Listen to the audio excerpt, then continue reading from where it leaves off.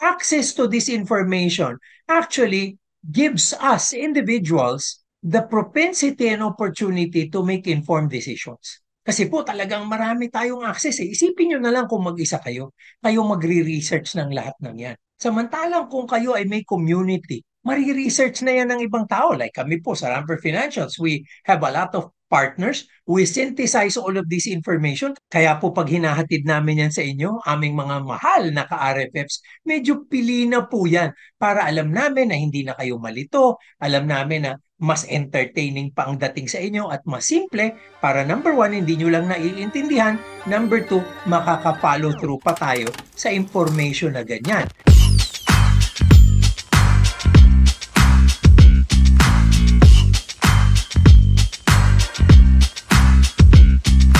Hello mga ka-RFF, ito pong muli si Rex Mendoza ng Ramper Financials. Kamusta po kayo?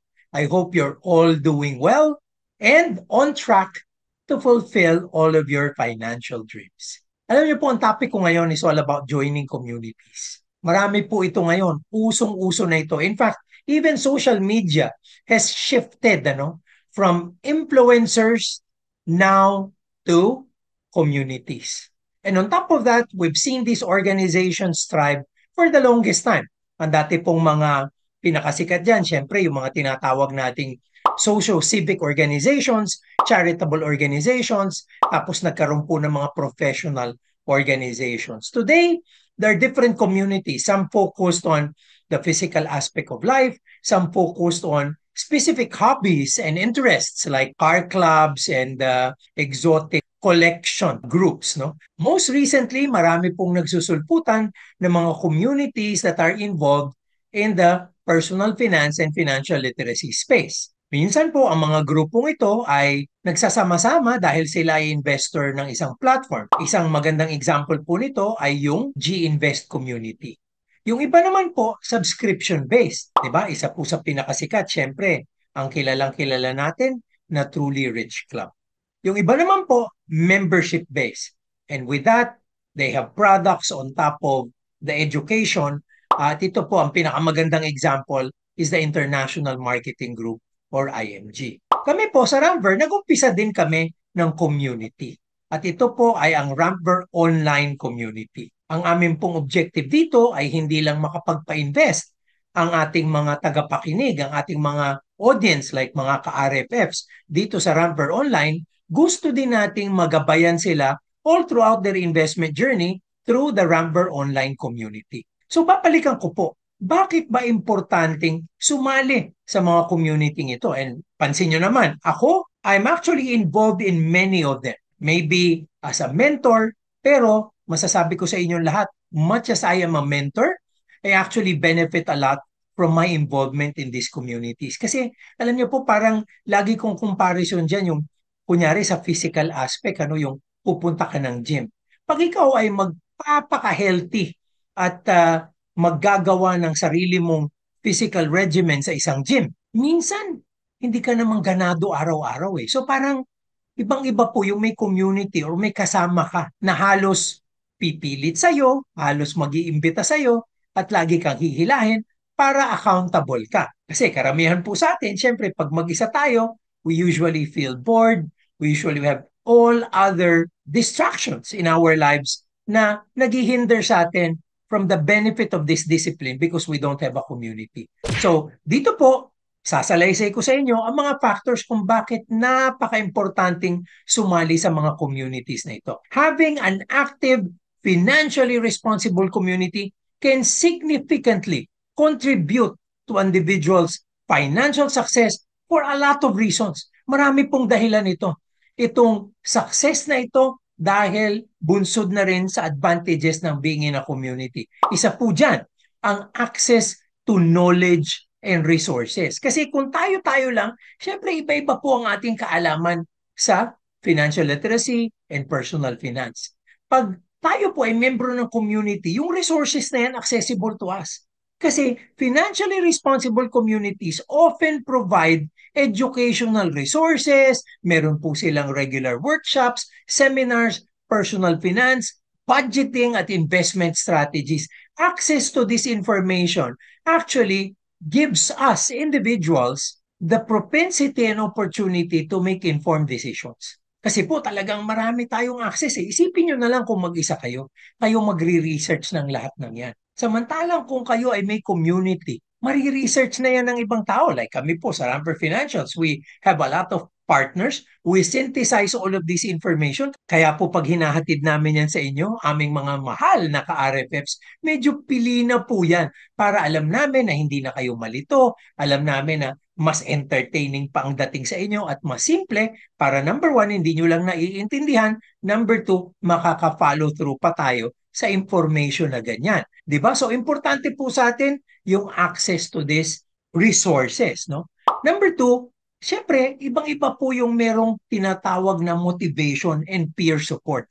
Pag meron kayong support group kasi, malaking bagay po yung energy na naihahatid nila. Being part of a community with shared financial goals can provide motivation and encouragement. Gaya po ng physical nating problema, minsan tinatamad tayo, ganon din tayo sa financial literacy at personal finance. Hindi lang tayo tinatamad. Ang dami pong temptation. Ang daling umutang, madaling magsugal, ang daling mag-shopping. So all of these temptations are around us. Pag meron tayong community, kahit papano, meron tayong tinatawag na access to discipline. And the fact na when we see others that are becoming financially successful, abe, gusto natin mapagaya tayo sa kanila, makopya natin ang kanilang best practices. 'Di ba? And ito nakikita ko po ito sa tinatawag na mga entrepreneurial communities dahil the successful strategies in one business can be transferable to another business or even another industry. So pag nagte-trade po sila ng information at nakakapagkwentuhan sila, this actually leads to a lot of growth.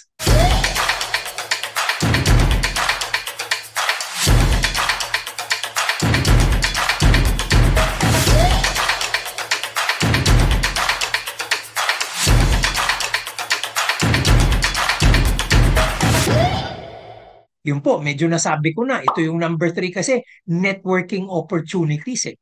Dahil syempre, marami kayong kasama. At importante dyan, when you're in a community, medyo like-minded tayo sa ating mga kasama. Parang pare-pareho tayo. So anong sinasabi natin dito? Syempre, makakapag-network din tayo dun sa mga communities na yon.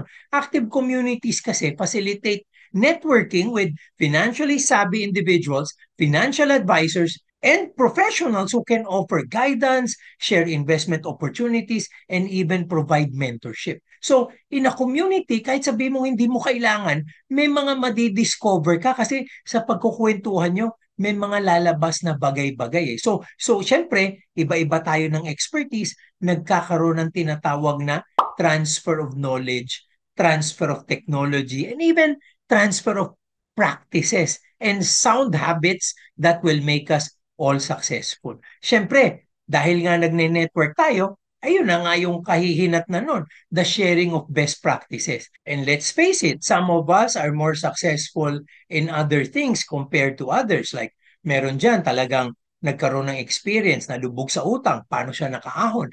By just listening to his story and his strategy of how he was able to make it, medyo natututunan na natin yan. So, all of us have gone through different trials in life. So, ano nangyayari? Bago ko papagdaanan yung pinaghirapan mo, at least alam ko na. So, I will know how to deal with them and more importantly, baka maintindihan ko pa kung paano maiwasan ang mga bagay na yan.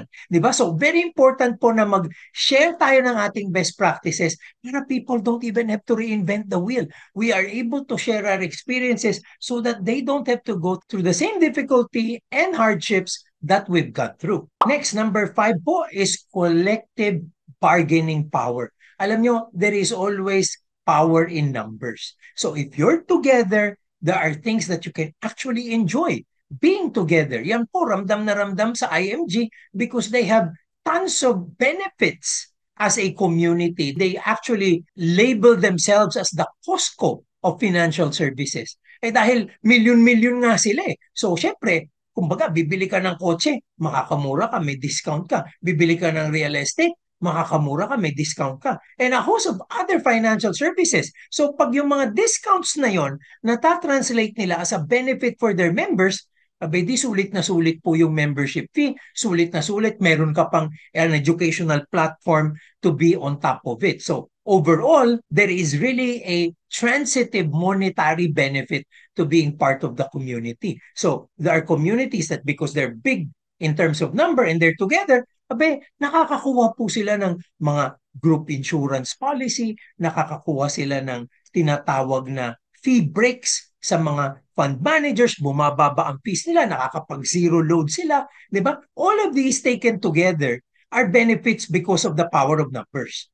So, syempre po, nagiging collective bargaining empowerment ang bagay na yan. So, that is a big, big plus compared to an individual negotiating on his own. Kaya importante po talaga na sabihin natin talagang ito yung isang benefit ng being in a community. We have the power as a big group. Number 6 is accountability. Diba, syempre, pag nag-uusap-usap tayo, nasasabi natin ang kalagayan natin, we get to commit to a particular course of action. Pero pag tayo lang, sometimes, parang lista sa tubig, ang daling makalimutan, and pag nandun na tayo sa tinatawag nating point of regret, sasabihin natin, hindi ko naman talaga gusto yon. Di ba po, ibang-iba pag community, because you've shared with people, there is a declaration, you actually stick to your commitments. At mas magiging disiplinado ka because people also have you in check. Kaya nga po, sinasabi ko, dahil 3 Ds yan lagi eh. Define, some people want to be things they cannot even define. So kung ikaw gusto mo maging financially stable, define what financial stability will mean for you. Kasi pag hindi mo dinefine, hindi mo maabot. Pangalawa, you declare. Siyempre, kailangan i-declare mo para may ibang makarinig. Pag ikaw lang ang nakakaalam, ang daling makalimutan, ang daling baliwalain. And why do we do this? Because men can easily despise what they cannot get. And ang number 3, siyempre, devote. So 3 Ds, define, declare, devote. You devote all of your efforts because you are accountable to your community. There is a bit of a eustress that you see because of other people within you. And eustress is very different. Stress is negative. Eustress is a positive push. It's constructive. So yan po ang number 6. And number 7 is encouragement for financial responsibility. So hindi lang tayo accountable, on the other hand, meron pang nag-i-encourage sa atin.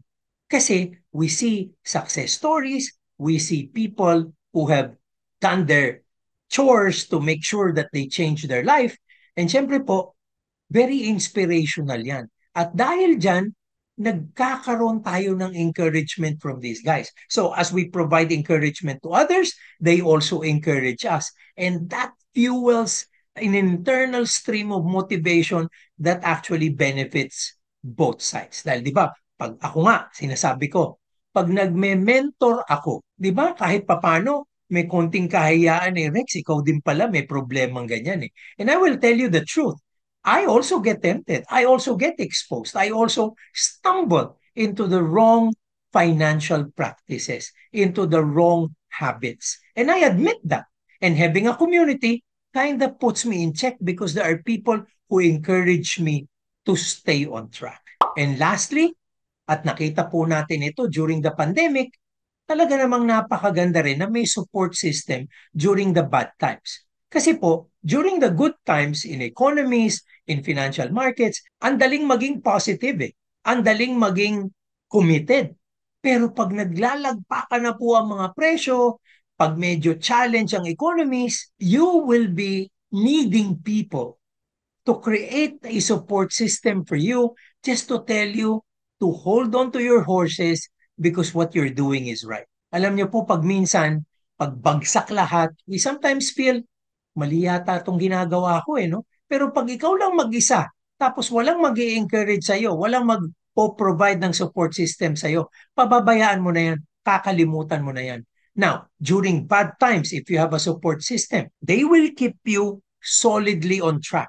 on that path towards financial security and prosperity, no matter what's happening through hell or high water. So malaki pong bagay yung support system. All of these 8 factors are very important.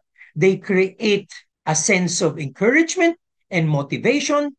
They keep us on track. They actually nurture us so we can move forward positively and we can optimize all of our opportunities and put ourselves in check at times when we are in a state of doubt. Alam nyo, talaga pong importante yung having people around you as your financial services support systems, because at the end of the day, it's all about friendships. It's all about having the power of other people to support you.